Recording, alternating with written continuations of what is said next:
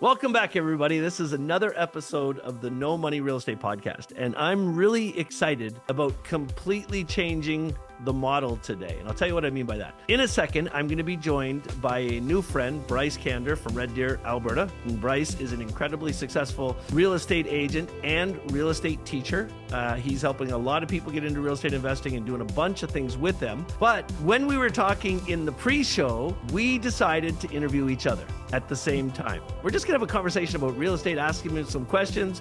We're just getting to know each other. So this is going to feel a little bit like them getting to know each other. And I promise you, there's going to be a significant amount of value for you as we go through this dialogue. And we're going to get started right after this. Hey, my name's Ken, and I'm a real estate investor. I want to welcome you to the No Money Real Estate Podcast. On this show, I'm going to interview elite level real estate investors from all over North America. And I'm going to help you to see one thing that all successful real estate investors have in common. They built their portfolios without using a dime of their own money. I've got a portfolio of $300 million in real estate. That includes resorts, apartment buildings, commercial buildings, and I built the entire portfolio without using a dime of my own money. Real estate is a business that anybody can get into, but the strategies that those tight real estate investors use to build massive portfolios have been kept secret for decades. Now, because of this show, I'm going to reveal them to you. So let's get started. All right, welcome back. I want to introduce you to my new friend, Bryce Kander. How you doing, Bryce?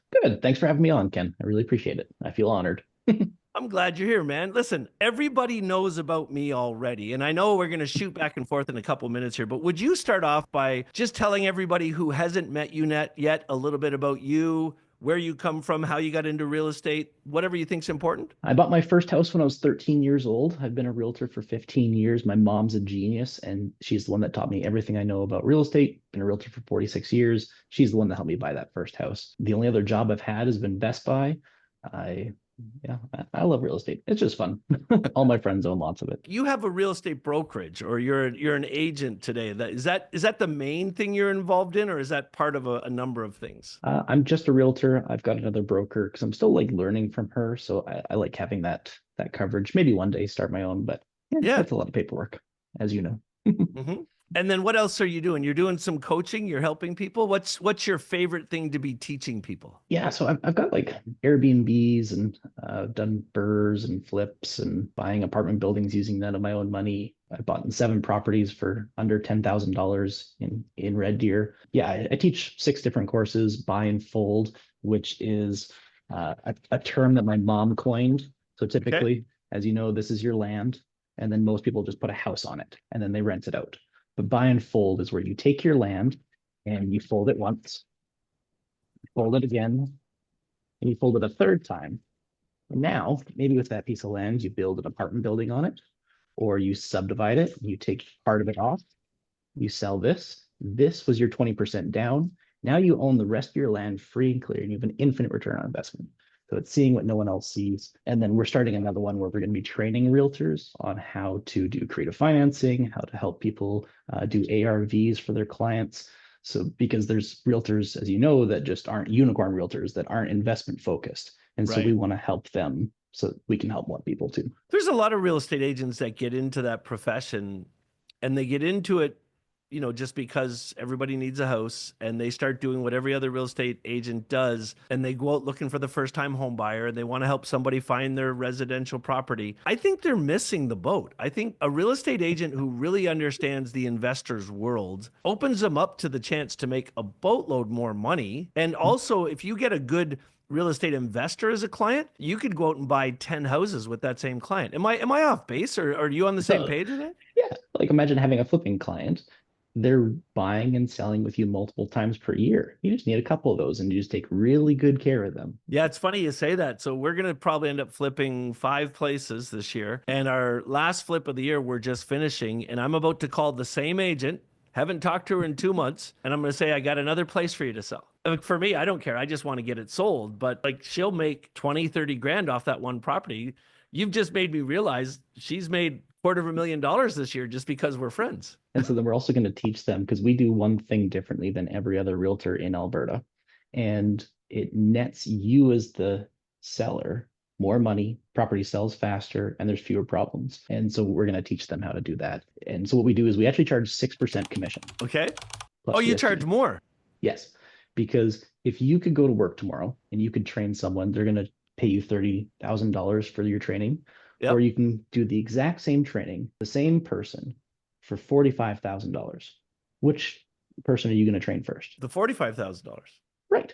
And so when realtors are deciding which property to Oh, show, yeah. and we put 777, so $777 at the end of our listings, because when realtors are going through, they say 900 zeros, 900, 999, 777. We've emailed all the realtors in Central Alberta. If you see 777, you've hit the jackpot. You're going to get a 3% straight across commission. So our houses sell faster. Ah. They sell for more money. So like velocity of money, if I can do our average listing sells in 11 days within 1.5% of list price. And so if you can get your on and gone, like I sell a lot of houses, I don't have a lot of listings because we sell them so quickly. Yeah, yeah. And it's because all the realtors, they see that it's priced right, shows well, staged, like the whole 9 yards, and they're getting paid a fair wage. Have you heard of any other agents that do that? Because I've been playing in this game for almost 25 years. I've never heard that before. Yeah, we're the only ones in Alberta that do it. And I, we've sold 86.9% of our listings within an average of 11 days within 1.5% of list price. That is crazy. Man, if an agent is doing their job right with their buying client, they will control the client. And I'm not saying that to be a negative comment. I'm not saying that to be, there's just a high level of trust there. And if the agent's looking at the listings and they see two listings that are almost identical and they know their client would love either one of them, but they see one that has those magic sevens at the end. Yeah, if it doesn't hurt the client to move them one way or the other, No. which one's going to sell first? Ours. Have you guys been doing that for a while? 46 years. I'm It surprised used to be somebody else 7%. hasn't tried. I'm surprised somebody hasn't knocked that off. Well, it's hard because it's like you know your value. When you're coaching someone, you know that you're going to make them, what did you say, 100 people have made $1 million through Yep. your coaching program, Yep. through your authority coaching program. So you know what you're worth. Realtors don't understand what they're worth. Yeah, it's fascinating. Well, I mean, overall, the real estate market in Canada, it has the same numbers that you would expect in anything. Isn't it like 70 or 80% of agents really never make more than 30 grand a year or something like that? Yeah, it's a business. So what is it? 80% of them fail within the first. Yeah. And on the real estate investing side of things, now let's talk about real estate investing. Yeah, You I said you got some bought your questions first for you. house when you were 13, but I have a feeling you didn't move into that first house. Nope. So someone was friends with my mom and he was going to pass away. And he said to her, well, can I leave you my money? And mom said, well, no, I'm not your friend for your money. Well, can I leave it to your kids? Because my kids never come visit you. So visit your kids or visit your parents. So we got this inheritance and we were homeschooled. And so mom set out 3 different options for us: low risk, medium risk, and high risk. Low risk was put it in the stock market. Medium risk was partner with her, give her the money, she would co-sign, and we would buy it together. High risk was, I think we gave her the money and she bought it and then gave us like 10% interest. And so we bought it with her. Wow, that's crazy. Still 6 years left on the mortgage. All right, so now what we're going to do, Bryce has some questions he wants to ask me, and I don't know what these questions are. I normally want to know these questions up front, but what I figured was, Bryce, you can ask the first question, and then I'll ask you a question. Let's go back and forth for a while, and I'll just warn you right up front that if your questions are hard, mine are going to be harder. Sounds good. Go ahead, man. So syndicate.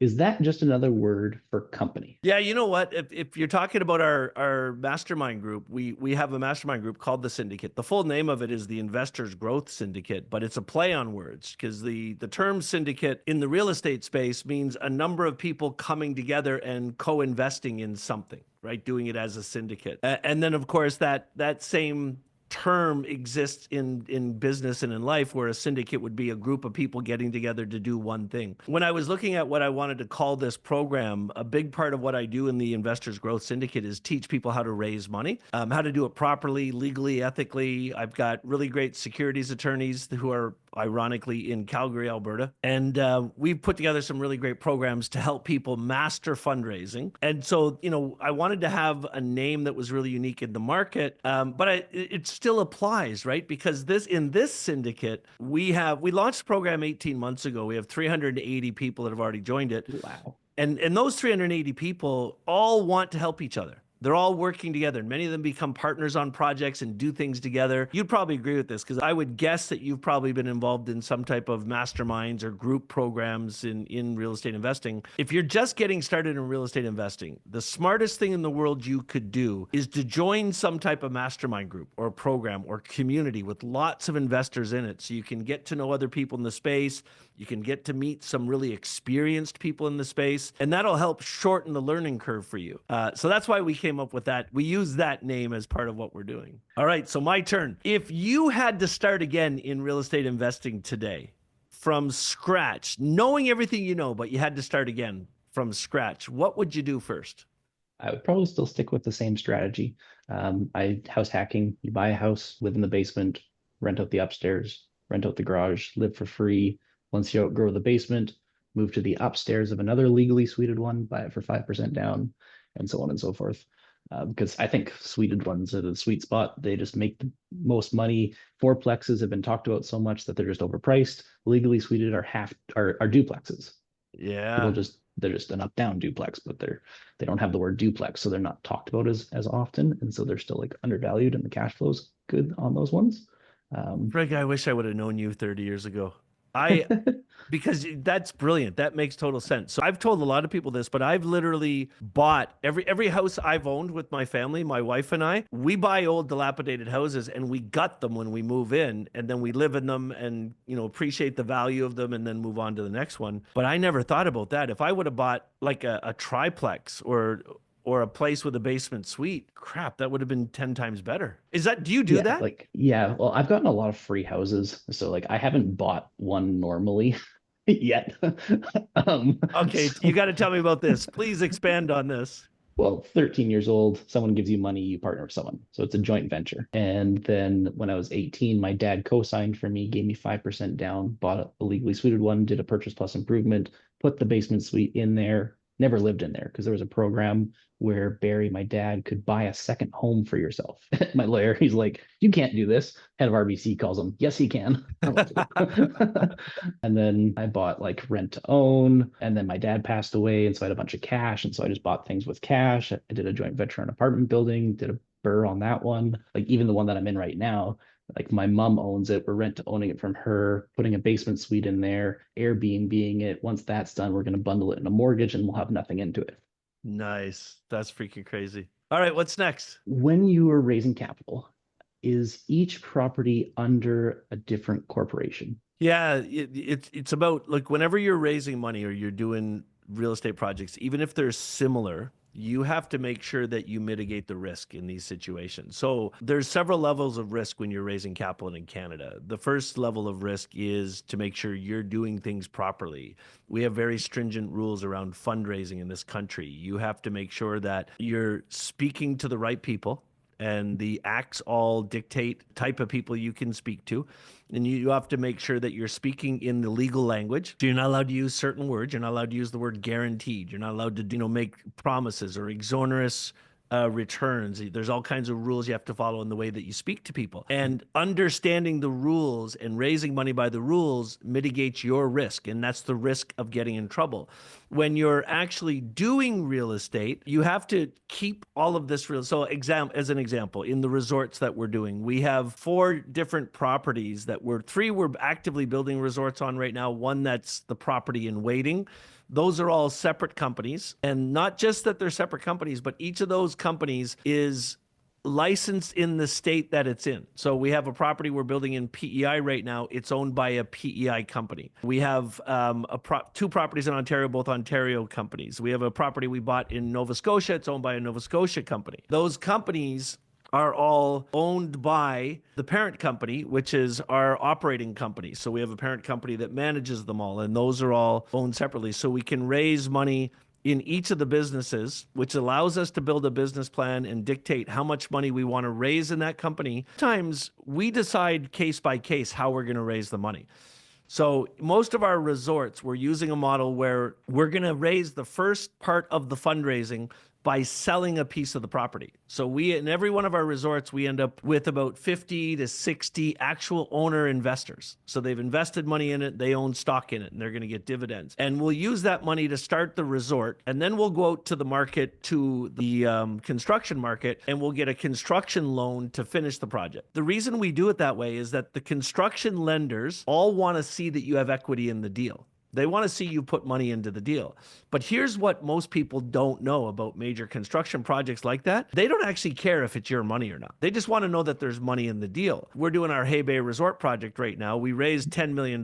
We sold 30% of the resort to our shareholders for that. We put that whole $10 million in. Then we went to a construction lender who lent us $17 million. And the reason he did that, he said that he won't lend any more than 65% of what the project's worth. We knew that up front, so we structured the numbers. That's how we decided to raise $10 million. But because we did that, we raised all the money we needed to do that project in a way that we can afford the loan payments on the $17 million, and the investors will still get returns. But we maximized what we want to do with that because we end up owning 70%. So we still control the property. We put the management team in place to run it. If we were to raise all the money through one company, it would be much more complicated to achieve that same goal. Now, doing it the way we're doing it also makes it harder because in every company, we have to have a separate financial team. We have to, write documents. We have to pay shareholders. We've got to make sure we get our financials audited every year. But it's really the right way for us to go, considering how big that we want to make this thing. And then the other side of it is one of the best pieces of advice, Bryce, I've ever been given in business is always begin with the end in mind. So whenever you start something, know what your exit is. Now, your exit might not be complicated. As an example, if I want to buy a property to flip, before I buy that property, I know at the end I'm going to sell it. And that's what my exit is. And your exit could be a lot of things. So in the case of this business, we're going to build somewhere between 15 and 20 resorts over the next 15 years. And we're going to have 100 cottages across Canada, all in one company. And we want to sell it to a big brand like the Marriott. And we've talked to the Marriott and another number of other people. Marriott said to us is, if you want us to buy this, then you have to make sure that each one of these is built as a separate entity. So they basically told us that if our goal, we'd love to sell this all to the Marriott one day, then we better structure it so that it makes it easier for the Marriott to buy it. All right. So I'm still getting to know you. So some of my questions are really going to be based around, just getting to know your heart. Getting into the coaching space, you can make a lot of money in it, but if you don't get into it with a real desire to help people, and that desire to help people can't just be, I want to help people. There needs to be something bigger than that behind it. For me, I love coaching and helping people because I'm a first generation successful guy. I am literally the first person in my family going back 6 generations that you would call wealthy, that has had a lot of money. And I love what that's done for my life, and I want to share that with as many people as humanly possible. What's your why? If you're wanting to really get into coaching and help a lot of people, why is it you want to do that? Well, my wife told me I should. Happy wife, happy life.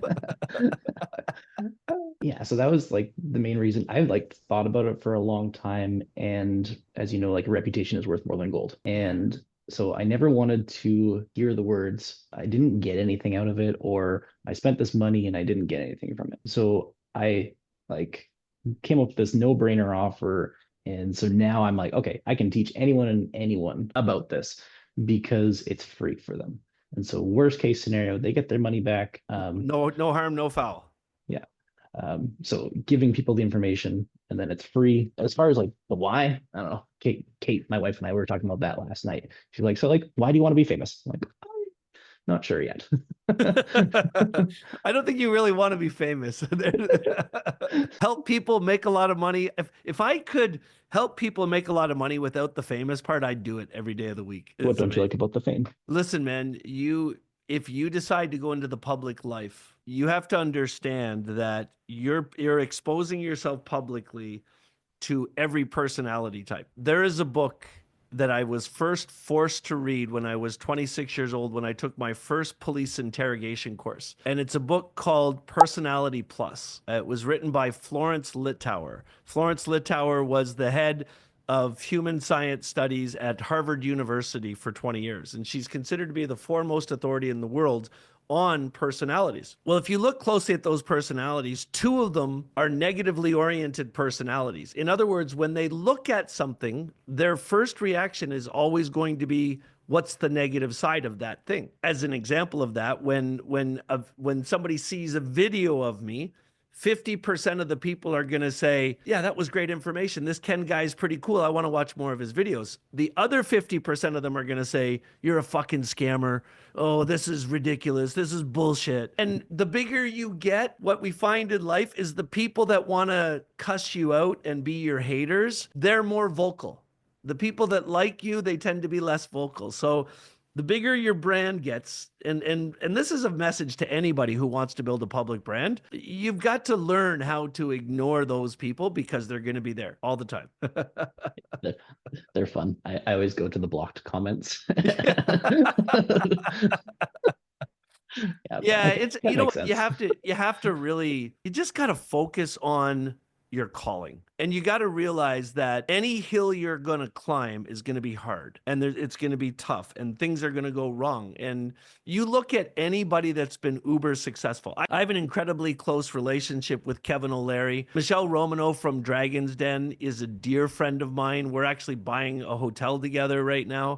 Barbara Corcoran. I mean, I've gotten to know all these people, and I always, in a private conversation, every one of those people that have hit the top of the hill, I always ask them about that stuff. You know, how do you deal with the haters? How do you deal with this? And the stories I hear from them make me realize that I'm still at the bottom of the hill climbing it. So you just have to realize that if you want to be in that public limelight, there is good and bad that comes with it. So stay focused on your mission, you know, stay focused on helping people, and just learn how to develop a thick skin.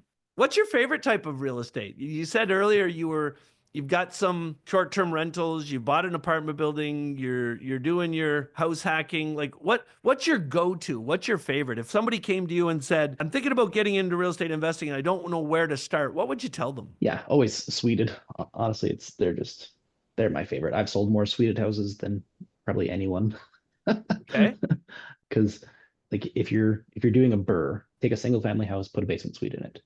It gives you a wider pool of buyers if you decide to sell it in the future, because obviously with the burr, you want to keep it. But I always want to look in the future, going, if you had to sell this, having a basement suite, you can sell it to an investor or a single family person that wants to rent out part of it and subsidize their living. Yep. So to me, they're just like, they're the best thing. If you want to do flips, burrs, buy and hold, they're just, everyone should own like 4 of them. I did the math one time. They would have $10,000 a month coming in passively when they're paid off, and they're worth like 1.2 million or $2 million. That's freaking brilliant. Bryce, let's focus on this for a second. Let's do a shameless plug for what you're doing. Let's say somebody's listening to this and they're interested in what you're saying about house hacking, and they'd like to talk to you about getting some coaching from you. How do they get in touch with you? You can add me on Facebook and send me a message. All right. We'll put Bryce's Facebook link right in the chat from this show. If you're watching us on YouTube, you can see that really easily. If you're listening to the podcast, then pull the car over first and you can see Bryce's Facebook and click on that link in the show's notes. All right, friends, get into those notes and go reach out to him. Remember what he said. Go send him a friend request on Facebook first and then send him a private message. And listen, you guys have heard me talking to him here. You've heard the conversation. You know that he knows what he's talking about. If you're interested in moving on in the real estate game, look this guy up. Well, friends, that was probably one of the coolest interviews that I've done ever on this show. I really hope you guys enjoyed it. What I'd like to know is, between Bryce and I, we covered a significant amount of information in this one podcast show. I'd appreciate it if you go into the notes and tell me what was the single biggest takeaway you got from this show. And I will respond to every comment we see in the notes. And again, as always, if you're watching this on YouTube and you haven't subscribed to this channel yet, then just know that I don't like you. No, but do me a favor. If you like the content, if you like what we're doing, then subscribe to the channel and I'll keep pumping this stuff out for you. If you're listening to this in the car on the podcast, once you pull over, please give us that 5-star review. That tells the podcast to keep showing our show to other people. And we'll be back next week with another amazing show. Have a great day, everybody.